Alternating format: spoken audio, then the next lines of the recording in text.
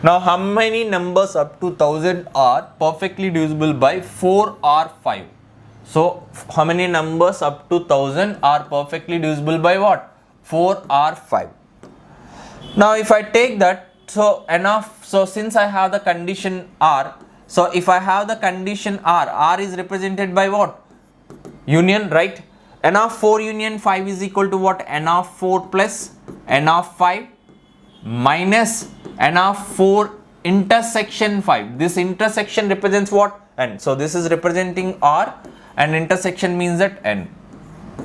N means that this part. Okay. Now tell me that, so we'll go individually. So how many numbers up to 1000 are divisible by 4? So which is nothing but 1000 by 4, right? 1000 by 4. So what is the value we'll get? 250. So N of 4 value is what? 250. Plus what is N of 5 value? N of 5 value is nothing but 1000 divided by 5. So 1000 divided by 5 means that how many numbers we have? 200. Minus 4 intersection 5 means that what? 20. So divide that. So we always take the quotient part, right? So 1000 when I divide with the 4, what is the quotient we'll get? 250. So 1000 when I divide with 5, what is the quotient I'll get? 200. Now the next one is 4 intersection means that what? Intersection means that we take the LCM of the numbers. How many numbers up to 1000 are divisible by both 4 and 5? Which is nothing but LCM of the numbers. What is the LCM of the 4 and 5? 20. So now you divide 1000 with the 20. 1000 with 20 means that 50 will get. See, 1000 divided by 20. So 0, 0 cancel, 250. Right? What is the quotient? We'll get 50. Now, so 250 plus 200, 450. 450 minus 50 is what? 400. So what is the final answer? The final answer is 400. So if the question is asked how many numbers up to 1000 are perfectly divisible by 4 or 5. So this 400 is your answer. By the way, this model is very, very important. Okay, so we can frequently see different exams or ask this kind of questions. So that's why you just focus on this one. So it's not hard. If you just go through this video, so you can easily get one question. Okay. So next one. How many numbers from 301 to 600 are perfectly divisible by 7? Okay, so now all the cases are over. So the 3 cases are what? So how many numbers up to a particular numbers are divisible by a single number. Next we have see that how many numbers up to a number are divisible by 2 or more numbers with a condition of n. When such condition is given, then we directly take the LCM of those numbers. Next condition is what? With a condition of R. R means that what? Whenever we see that R condition, then we apply the Venn diagram formula. So that is N of A union B is equal to N of A plus N of B minus N of A intersection B. Okay. So by the way, the problems whatever we have done till the previous one is, so from starting number, how many numbers up to 300 means that? So starting from 1 to 300. Now what if the question is asked so randomly in between 2 numbers? So which means that, so how many numbers from 301 to 600? The problem is not from 1 to 600. So till now whatever the problem we have done, so we have done it like that. How many numbers up to 600 are perfectly divisible by 7? If the question is asked like this, how many numbers up to 600 are perfectly divisible by 7? Then simply we divide with 7, the quotient is your answer, right? But here the problem is how many numbers up from 301 to 600. Suppose if the problem is asked randomly between 2 numbers, okay, so then how do you find out? So let's see that. So what is the number from 301 to 600? Suppose if I write the numbers starting from 1, 2, 3, 4 up to, so 300, 301, 302 and so on up to 600. Up to 600. Okay. So if I take the numbers from 1 to 600 and I want the numbers from 301 to 600, right? I want the numbers from 301 to 600. See, if I want the numbers from 301 to 600, can I say that from the complete list of 1 from 1 to 600, from the complete list of from 1 to 600, if I subtract 1 to 300. Okay, if I remove this part from 1 to 600, if I remove 1 to 300, from 1 to 300, okay, then obviously I get the numbers from 301 to 600, right? If I want the numbers randomly between two numbers, so when I write the all numbers like 1, 2, 3, 4 up to in consecutive order up to 600, I need the numbers from 301 to 600, 301 to 600. So can I say that, so from 1 to 600, if I remove the part of 1 to 300, so from 1 to 600, if I remove this part, I'll get the numbers from 301 to 600. That is what I'm doing here. So from 301 to 600 is from 1 to 600 minus from 1 to 300. Okay. Now, so coming to our problem. So we want the numbers, how many numbers are perfectly divisible by, how many numbers up from 301 to 600 are perfectly divisible by 7. So which means that, so we require the numbers from 301 to 600, which is perfectly divisible by 7. Okay, for that what should we do? So the numbers we consider from 1 to 600 which are perfectly divisible by 7 minus the numbers which are from 1 to 300 which are perfectly divisible by 7. If I subtract, I'll get this value, right? Okay, so because I need this value, I need the final value of this one. Okay, so now you tell me that how many numbers from 1 to 600 are divisible by 7. So which is nothing but 600 by 7. If I directly ask you the question, how many numbers from 1 to 600 are divisible by 7, you know that procedure, right? From 1 to 600 means that up to 600 how many numbers are divisible by 7. What will we do? So simply we take 600 by 7 quotient, right?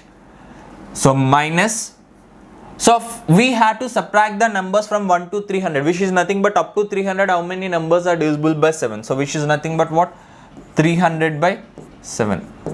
Okay, so we have to take the quotient part. So we have to take which part? Quotient part. So if I take that quotient part, 7 8 is 56, 4 remainder, and 7 5 is 35.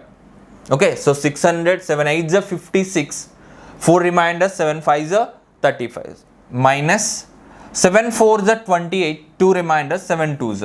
So 85 minus 42. What is 85 minus 42 value? 43. Okay, so what is the value? So the final answer is 43. If I want to find out anything randomly, if I want to find out the number of divisors, number of numbers which are perfectly divisible by a particular number, is simply like this. So starting from 1 to 600, so if we subtract this one, so this will get the answer. Okay, by the way, so we don't need to write all these parts. So directly, so straight away, if you observe the numbers,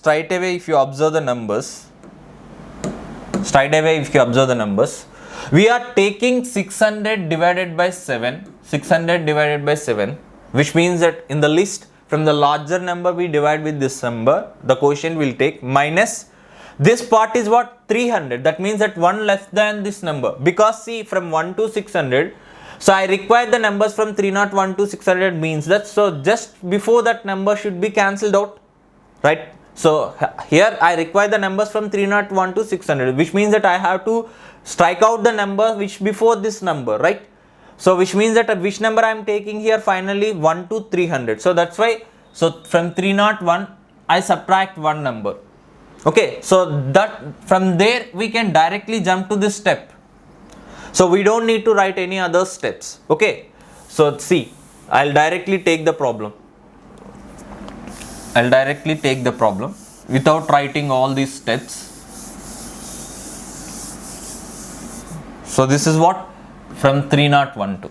So if we randomly get the numbers, the procedure is what? Like this. So quotient of, first what we have done, largest number, quotient of largest number divided by, so this divisor, minus quotient of, when you take the smaller number, so 600 by 7 I directly do that one. But when you take the smaller number, for the smaller number what I have done, So I am subtracting 1 from that smaller number. So smaller number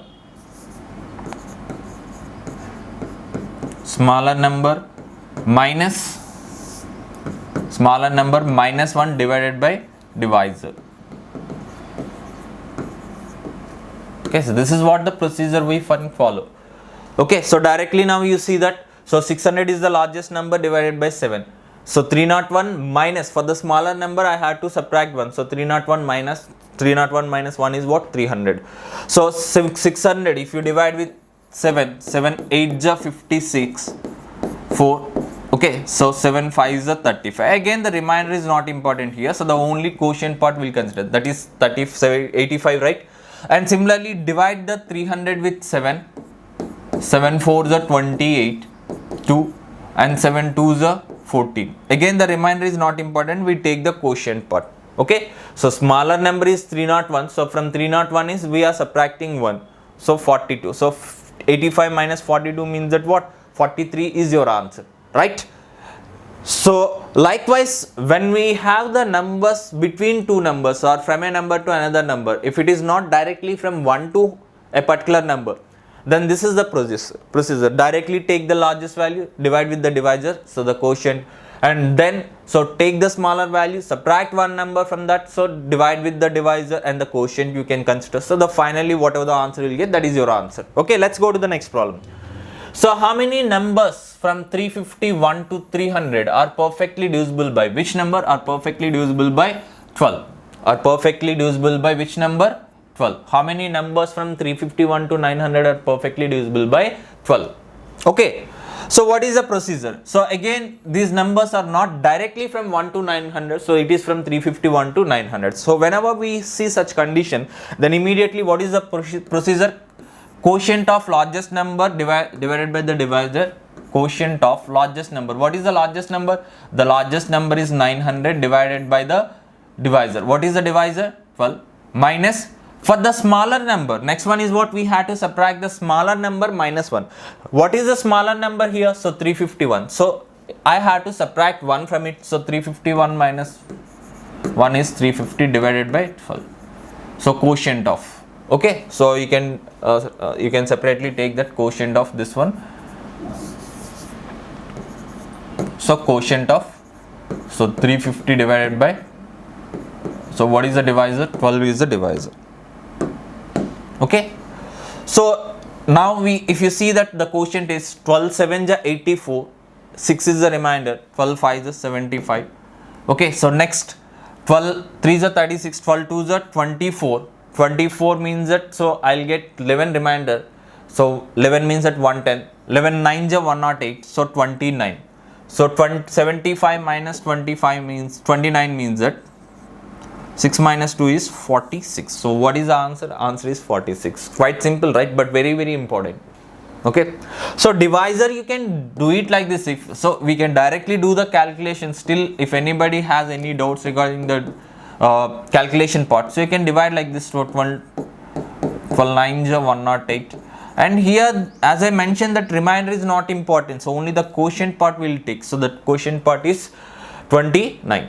Okay, so then what is the answer? The final answer is there are 46 numbers we have like that. And let's go to the next problem. Find the number of integers from 100 to 600. Again, the number is from 100 to 600 which are perfectly divisible by both 6 and 4. Both 6 and 4. We know both the conditions. See here, 6 and 4. What is the condition for 6 and 4? When we are dividing two or more numbers with a condition of n, then immediately what we should take? So immediately we should take the LCM of these two numbers. LCM of 6 and 4. What is the LCM of 6 and 4? 12, right? Okay, now the problem becomes, so instead of 6 and 4 we take the number 12. So find the number of integers from 100 to 600 which are perfectly divisible by 12. Okay, so again, so what is the procedure? We take first the largest value divided with the divisor. What is the divisor? Divisor is 12 minus for the smaller value. So what will we take for the smaller value? We need to subtract one number from that. That means that 100 minus 1 is what? 99. 99 divided by 12. So anyways, we had to take the quotient part only. So which means that what is the quotient? We'll get 600 by 12 means that 1250 is the right. 1250 is a minus 12 8 is a 96. What is the quotient I'll get? 8. So 50 minus 8 means that what? 42. So the final answer is 42. The final answer is what? 42. So here I have the numbers from 100 to 600, which means that we are taking the random numbers for such kind of problem. So immediately you take the larger number divided by the divisor. By the way, the divisor here is with a condition of n, and we know that when a number, so up to any number is divisible by different numbers with a condition of n, so we take the LCM of those numbers. So the LCM of 6 and 4 is what? 12. So this is the procedure. Okay, let's go to the next problem. Okay, just read the problem carefully. So pause the video and read the problem. So in a school, every student is assigned a unique identification number. A student is a football player if and only if the identification number is divisible by 4. Whereas a student is a cricketer if the identification number is divisible by 6. Okay. So if every number from 1 to 100 is assigned to a student, then how many of them play cricket as well as football? Okay. So do you understand the problem completely? So see the problem. In a school, every student is assigned to a unique identification number. So that means that there is a school, and in that school, so all the students will be assigned with, will be given some identification numbers, which means that ID numbers. Let's say that in a class there are 10 students or 20 students. So each student is given a number, ID number.